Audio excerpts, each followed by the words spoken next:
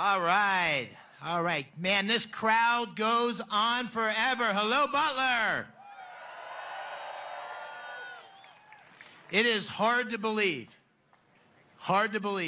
that it was just almost 3 months ago that many of us were here. I was sitting right over here and saw the tragedy play out on that day.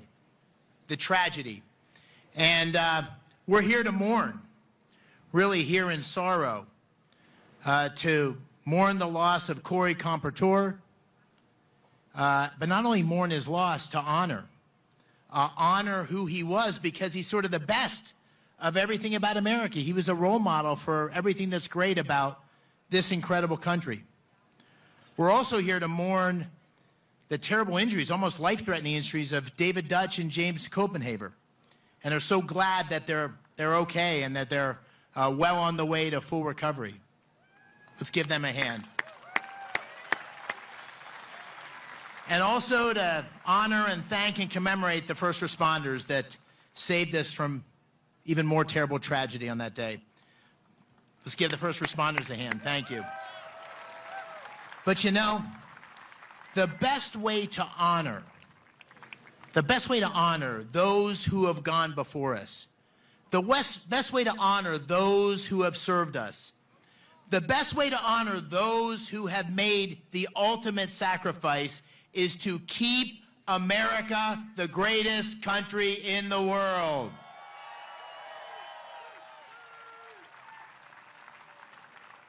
And my friends, that's what this election on November 5th is all about. 31 days. In 31 days, we face a crossroads. In 31 days, we'll either get our country moving in the right direction, or our country will get on a path where we will wake up one morning and not recognize the America we love. This is the most important election of our lifetimes. And the choice could not be more stark. It's the choice between strength of President Trump, the guy you saw on this stage saying, fight, fight, fight.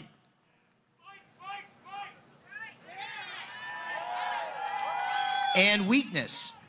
Weakness we've seen under President Biden and Vice President Harris. It's a choice between common sense policies to get prices down, get our economy back on track, open up our energy sector, secure our border, bring law and order to our cities, and make sure Americans remain safe from adversaries around the world because we're strong, peace through strength, against an extreme liberal agenda of Kamala Harris that, in her own words, wants to ban fracking, give citizenships to illegal immigrants, mandatory buybacks of guns, defund the police. And I want to tell you, this race for the Senate also is going to determine what kind of Pennsylvania we want for our great Commonwealth. And that's also a choice. It's a choice between a seventh-generation Pennsylvanian. I was born in Washington County. My dad was born in Indiana County. My mom was born in Punxsutawney. I like to say that because it reminds me of Punxsutawney Bob, my opponent. Someone who's an outsider, someone who's a businessman, someone who went to West Point, someone who served in the 82nd Airborne Division in Iraq, against someone who's a career politician, 30 years in elected office, 30 years. Someone who is weak when we need strength. And someone who's been a 99% vote for the radical liberal agenda of Biden and Harris that's taking our country over a cliff. So we need to turn into this election and recognize that we're facing a crossroads. And if we take our country in the right direction, if all of you do what you need to do on November 5th. If you get out your friends, if you get out the vote, we need an army of people going out to save our country. And if we win this election,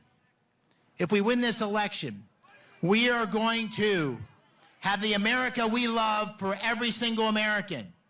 We are going to have the America we love for our children.